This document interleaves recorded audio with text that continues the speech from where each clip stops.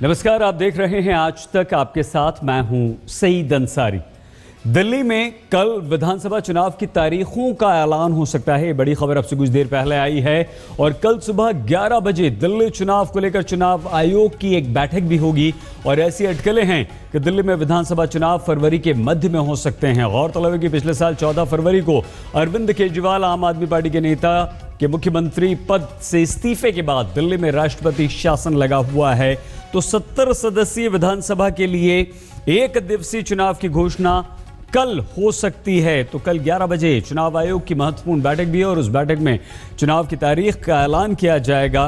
दिल्ली में चुनाव की तारीख का ऐलान अब कल किसी भी वक्त संभव है और सूत्रों का यह भी कहना है कि चुनाव कार्यक्रम फरवरी के दूसरे या तीसरे हफ्ते में पूरा किए जाने की भी उम्मीद है, ताकि इसका एक बहुत बड़ा कारण यह हो सकता है कि सीबीएसई की जो परीक्षा है वो उसके साथ साथ जो वार्षिक परीक्षाओं बच्चों की है उसके रास्ते में चुनाव रोड़ा ना बने।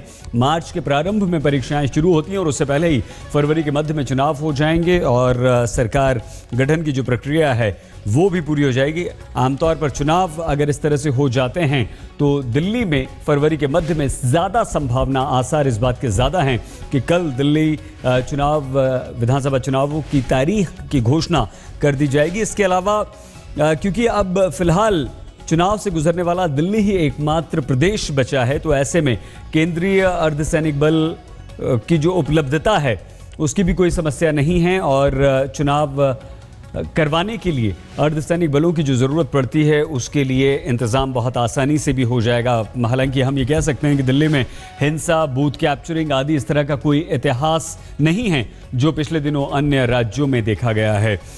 हमारे सहयोगी इस वक्त हमारे साथ राहुल कंवल जुड़ चुके हैं। राहुल, इस बात की कितनी संभावना कि कल चुनाव की तारीख का ऐलान और किस तरह से फरवरी मध्य की चुनाव के आसार? राहुल, अभी चुनाव आयोग के आला अधिकारियों से हमारी बातचीत हुई है और उन्होंने कहा है कि कल दिन में चुनावी तैयारियों का जायजा लेने के लिए चुनाव आयोग की एक अहम बैठक होने वाली है और उसके बाद हो सकता है कि चुनाव आयोग कल ही तारीख की घोषणा कर दे। हालांकि कुछ इलेक्टोरल रोल्स को लेकर अभी भी पेच फंसा हुआ है, इस वजह से हो सकता है कि अगर कल नहीं होता तो फिर उसके एक आध दिन बाद 24 घंटे के भीतर इलेक्शन कमीशन ने अनाउंस कर दे कि दिल्ली में चुनाव आखिरकार किस दिन को होंगे।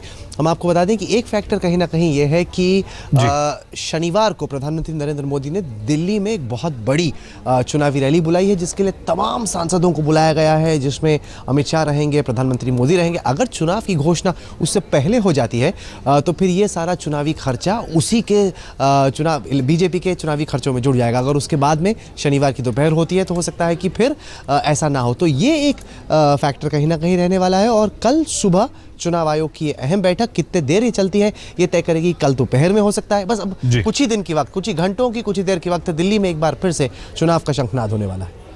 ये शंखनाद जिसका जिक्र राहुल आपने किया और इसकी संभावना फरवरी के दूसरे हफ्ते में, पहले हफ्ते में और सिर्फ एक चरण में किस तरह की जो आपकी बातचीत हुई है उससे अंदाजा हम लगा सकते हैं राहुल? एक ही दिन पे होगा चुनाव। दिल्ली में चुनाव को बांट के करने की, अलग अलग फेजेस में करने की बिल्कुल कोई ज़रूरत नहीं है। एक दिन में होगा चुनाव। 22 फरवरी से पहले, 22 फरवरी को आपको याद होगा राष्ट्रपति शासन लगा था, उससे पहले चुनाव होने हैं। तो हो सकता है कि 10 से 20 के बीच या 5 के बाद कभी भी, को 45 दिन का, अगर कल घोषणा होती है उसके बाद 45 दिन का तो वक्त इलेक्शन कमीशन के पूरी प्रक्रिया के तहत देने पड़ते हैं। तो 45 दिन के बाद किसी भी दिन चुनाव हो सकता है। मैं आपको बता दूं कि बीजेपी ने इसको नाक का सवाल बना लिया है। वो चाहते हैं कि हर कीमत पर, महाराष्ट्र इतना अहम नहीं है, हरियाणा इतना अहम नहीं है, बंगाल इतना अहम नहीं है, दिल्ली में किसी भी कीमत पर वो अरविंद केजरीवाल को मुख्यमंत्री बनते देखना नहीं चाहते। तो पूरे वो घोड़े खोल देंगे, पूरी तैयारी कर देंगे, पूरी ताकत लगा देंगे ये सुनिश्चित करने के लिए कि किसी ना किसी तरीके से कि बीजेपी का सीएम बन जाए। आपने कब सुना होगा, सोचा होगा कि 282 के 282 सांसद एक टाइम पे एक रैली में आके पूरी ताकत लगा रही है बीजेपी। राहुल, कल जो चुनाव आयोग की बैठक होगी उसमें 26 जनवरी है, सुरक्षा बहुत बड़ा मुद्दा है, ओबामा का दौरा है, प्रधानमंत्री की रैली का जिक्र आप कर ही चुके हैं। तो वो कौन से ऐसे मुद्दे होंगे, कौन से ऐसे फैक्टर्स होंगे? कल सिर्फ ये देखना है कि इलेक्टोरल रोल्स अपडेट हुए हैं कि नहीं, क्या कंप्लीट हो गए हैं या कुछ और देर की जरूरत है। एक बहुत आला अधिकारी जिनसे हमारी बातचीत, उन्होंने कहा कि थोड़ा सा वक्त चाहिए इलेक्टोरल रोल्स कंप्लीट करने के लिए, 24 घंटे उन्होंने और मांगे। तो इन सब चीज़ों पे आखिरी तैयारी हो। लेकिन अगर आप इतिहास देखते हैं तो जिस दिन इस तरह की बैठक होती है महाराष्ट्र के, हरियाणा के, उत्तर प्रदेश के चुनावों की तारीख के बारे में चर्चा करने के लिए या फिर स्ट्रेटजी तय करने के लिए, उसी दिन दोपहर को जाके घोषणा हो जाया करती है। अमूमन ये इतिहास रहा है, लेकिन अगर कल नहीं होते तो उसके बहुत जल्द बाद दिल्ली में चुनाव की तारीख का ऐलान हो जाएगा। और अब पूरा ध्यान राजधानी पर रहने वाला है कि यहाँ पर केजरीवाल या बीजेपी का कोई मुख्यमंत्री बनता है। बहुत ज़बरदस्त लड़ाई रहने वाली है। हम इस लड़ाई पर भी बात करेंगे क्योंकि शीला दीक्षित ने आज खंडित जनादेश मिलने पर आम आदमी पार्टी के समर्थन की भी बात कर दी है। राहुल, टीवी टुडे नेटवर्क के मैनेजिंग एडिटर राहुल कंवल हमारे साथ लगातार बने रहेंगे। तो दिल्ली की राजनीति में पूर्व मुख्यमंत्री शीला दीक्षित ने एक राजनीतिक गुगली से अब सबको हैरान कर दिया है। आज तक से खास बातचीत में शीला दीक्षित ने संकेत दिए हैं। ये बड़ी खबर इस वक्त आ रही है कि मान लीजिए यहाँ किसी को समर्थन अगर दिल्ली पूर्ण बहुमत अगर दिल्ली में नहीं मिलता है, ये जनादेश जो है वो किसी एक पार्टी के पक्ष में नहीं जाता है, तो आम आदमी पार्टी का समर्थन कांग्रेस कर सकती है। जनादेश इस तरह के खंडित जनादेश की स्थिति में पिछली बार की तरह आम आदमी पार्टी का समर्थन कांग्रेस कर सकती है। पूर्व मुख्यमंत्री शीला दीक्षित की तरफ से ये बयान आया है। आज तक के सवाल पर शीला दीक्षित ने कहा है कि फिलहाल चुनाव के बाद के हालात पर कुछ बोलना हालांकि जल्दबाजी होगी, लेकिन कांग्रेस पार्टी किसी सांप्रदायिक पार्टी का समर्थन नहीं करेगी। इस बार जो चुनाव आ रहे हैं उसमें कांग्रेस की क्या भूमिका लग रही है? भूमिका ये है कि हम अच्छी तरह से उसको ऑर्गेनाइज कर रहे हैं और पहली मर्तबा पिछली दफ़ा 3 कॉर्नर्ड कॉन्टेस्ट हुआ था, तो हो सकता है हम उसके लिए इतना तैयार नहीं थे। अब की बार तैयार हैं और पार्टी उसी तरह से अपनी नीतियां बना रही है और अपनी स्ट्रैटेजी बना रही है। लेकिन कोई चेहरा नहीं है पार्टी के सामने। चेहरे तो कभी देखिए, पीसीसी का अध्यक्ष है, बाकी सब भी हैं, और दूसरी बात यह है कि हम चेहरा कभी नहीं देते हैं, कभी भी नहीं दिया है। तो जिस वक्त जो हम जैसे हम जीत कर आएंगे वैसे ही वो इलेक्शन हो जाएगा लीडर का। बट आम आदमी पार्टी के सामने चेहरा है, पिछली बार आप लोगों ने समर्थन भी दिया। केजरीवाल जी तो अकेले ही है ना अपनी पार्टी में, तो वो सब कुछ अपने आप ही करते हैं। तो बीजेपी के पास क्या चेहरा है? मैम, अगर चुनाव के बाद ऐसी स्थिति होती है जैसे पिछली बार थी, तो क्या कांग्रेस फिर समर्थन दे सकती है, ले सकती है? देखिए, वो स्थिति जब आएगी लेने की या देने की, क्योंकि एक बात या स्पष्टता से मैं कह देना चाहती हूँ कि किसी कम्युनल पार्टी के साथ हमारा अंडरस्टैंडिंग नहीं हो सकती है। बाकी कितना वो हमसे समर्थन मांगते हैं, हम उनसे मांगेंगे, कौन मांगेगा, किससे मांगेगा, किसके नंबर्स आएंगे, कौन सरकार बनाने की स्थिति में होगा, कौन नहीं होगा, ये चीज़ें चुनाव के बाद ही पता चलेंगी। आज कहना बड़ा मुश्किल है। सांप्रदायिक दल का हम समर्थन नहीं कर सकते, यानी कि बीजेपी का समर्थन नहीं करेंगे, और इसलिए आम आदमी पार्टी की तरफ झुकाव कांग्रेस का होगा। शीला दीक्षित ने ये इशारा किया है। अब शीला के इस बयान के बाद आम आदमी पार्टी और बीजेपी की प्रतिक्रिया हमें मिली, आइए जल्दी से सुन लेते हैं।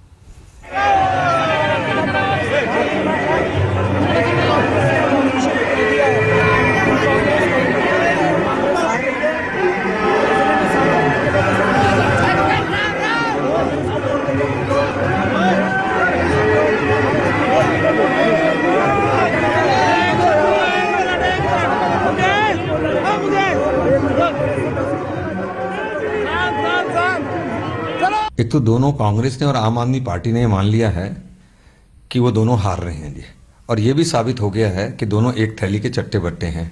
पिछली बार आम आदमी पार्टी ने कांग्रेस और सीएम के खिलाफ बहुत ही गंभीर भ्रष्टाचार के आरोप लगाए थे।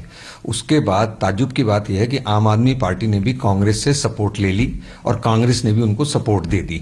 तो मेरा ये कहना है कि दिल्ली की जनता जो है वो फ्रैक्चर्ड मैंडेट देने वाली नहीं है, इसलिए ये इस मुखालते में नहीं रहें। दिल्ली की जनता जो है पूरा बहुमत देगी। प्रधानमंत्री नरेंद्र मोदी के नेतृत्व में बीजेपी की सरकार दिल्ली के अंदर बनेगी, ये मैं दावे के साथ कह सकता हूं जी।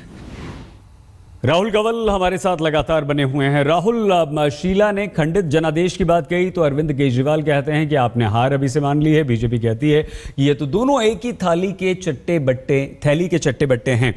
राहुल, दिलचस्पी का जो जिक्र आपने अब से कुछ देर पहले किया था, वो इस बार कल के बाद चुनाव की घोषणा के बाद किस तरह से हमें देखने को मिलेगा? बहुत ही हैरान करने वाला शीला दीक्षित का यह बयान है, क्योंकि 2013 के विधानसभा चुनाव में कांग्रेस को 24.55% वोट मिले थे और आपको केवल 5% ज़्यादा, करीब 29.5% वोट मिले थे। लेकिन लोकसभा चुनाव आते आते कांग्रेस का जो वोट परसेंट है करीब 10% गिर गया था 15 पे। जैसे ही शीला दीक्षित ने यह बयान दिया, अरविंद केजरीवाल कूद गए, बाकी आपके तमाम नेता मैदान में उतर गए कहते हुए कि कांग्रेस हार मान चुकी है। ये 10% का अगर नुकसान जो लोकसभा चुनाव में वोट शेयर में हुआ, अगर कांग्रेस को यहाँ पे होता है तो कांग्रेस का पूरा सुपड़ा साफ और दिल्ली की लड़ाई सीधे सीधे अरविंद केजरीवाल बनाम बीजेपी बन जाती है। और ऐसे में कांग्रेस रेस से आउट और अब जनता को तय करना है कि वो केजरीवाल को एक और मौका देना चाहते हैं, उन्हें एक बार माफ करना चाहते हैं, या मोदी के ही सहारे अपनी किस्मत छोड़ना चाहते हैं। लेकिन ये लग रहा है कि कांग्रेस मान रही है कि इस चुनावी रेस में वो ज़्यादा कुछ नहीं कर पाएगी। बहुत धन्यवाद राहुल, आपका। राहुल कंवल हमारे साथ थे। और बीजेपी आम आदमी पार्टी के बीच क्या इस बार दिल्ली में चुनावों में मुख्य मुकाबला होगा? और एक बड़ा सवाल जो पिछले बार के विधानसभा चुनावों में हुआ था, जो खंडित जनादेश था, पूर्ण बहुमत किसी को नहीं मिला था, वो जनादेश क्या इस बार दिल्ली की जनता किसी एक पार्टी के पक्ष में देने जा रही है? दिल्ली के रामलीला मैदान में प्रधानमंत्री नरेंद्र मोदी की बड़ी रैली आयोजित कराने की पूरी तैयारियां कर ली गई हैं। रैली के लिए रामलीला मैदान तैयार है। बीजेपी बड़ी तादाद में भीड़ जुटाने की कवायद में भी है और पार्टी को विश्वास है कि 10 जनवरी की इस रैली में लाखों लोग नरेंद्र मोदी को सुनने आएंगे। प्रधानमंत्री नरेंद्र मोदी की वो महारैली, जिस पर दिल्ली बीजेपी की दिल्ली में सरकार बनाने की सारी उम्मीदें टिकी हुई हैं, उसके लिए रामलीला मैदान तकरीबन तैयार हो रहा है। थोड़ी देर पहले ये स्नीफर डॉग्स अंदर गए हैं और चाक चौबंद सुरक्षा हो, इसके लिए, इसको इंश्योर करने के लिए कोई कसर अपनी तरफ से दिल्ली पुलिस वो बाकी नहीं छोड़ना चाहती। दिल्ली का ऐतिहासिक रामलीला मैदान तकरीबन तैयार है प्रधानमंत्री नरेंद्र मोदी की महारैली के लिए। सुरक्षा बलों और स्निफर डॉग्स की 24 घंटे मौजूदगी ये साबित करने के लिए काफी है कि सुरक्षा इंतजामों में कोई कसर बाकी नहीं रखी जा रही।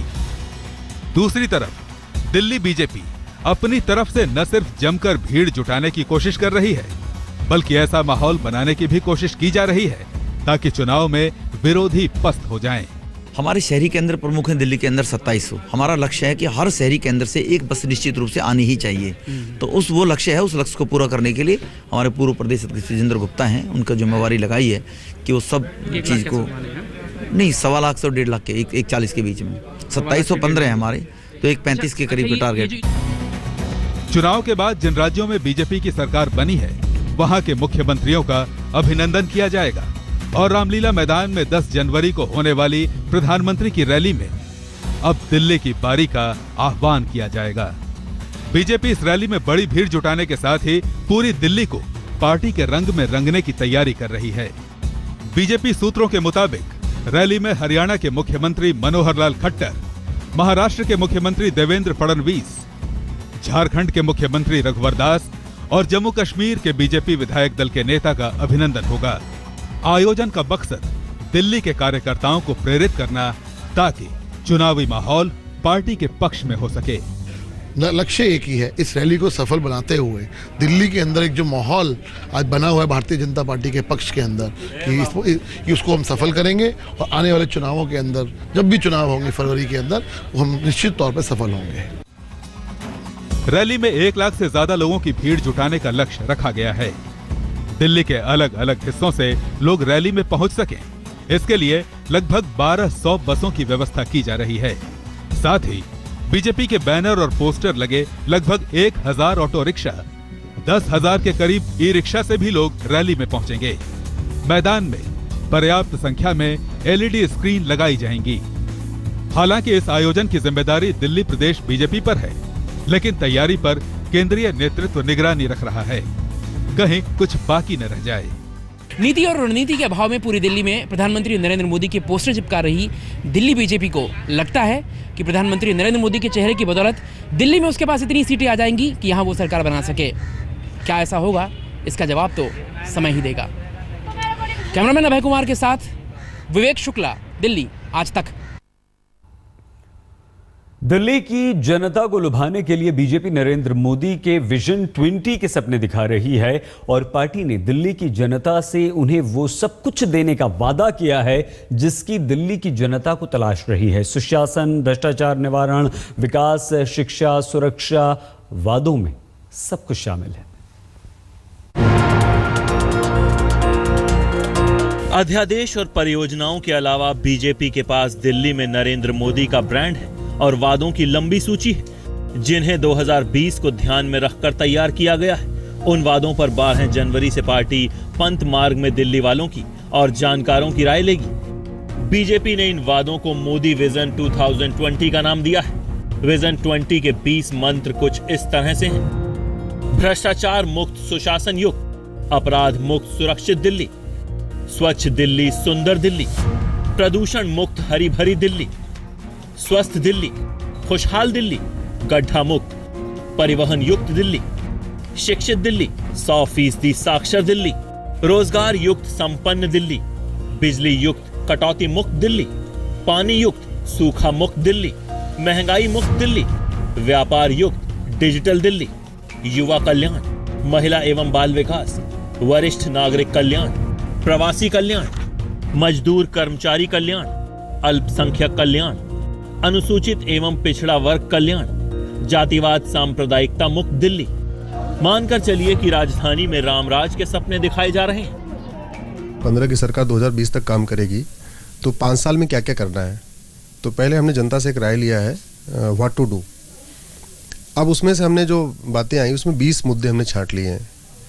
उसको हाउ टू डू, उसको करना कैसे है, तो उस पर भी हम जनता से राय ले रहे हैं कैसे करना है। एक्सपर्ट्स की हम राय लेना शुरू किए हैं। अभी एक्सपर्ट्स की राय लेके, जनता की राय लेके, हम अपनी जो हमें जितने समझ में आती है पार्टी कार्यकर्ताओं को उसकी राय लेके फिर जो हमारी जो भारतीय जनता पार्टी की सरकार बनेगी उस 20 मुद्दों को, उस 20 बिंदुओं को अगले 5 साल में पूरा करेगी। इन मुद्दों को अमल में लाना और लोगों को ये समझाना कि पार्टी इन सब बातों को लेकर गंभीर है, आसान नहीं होगा।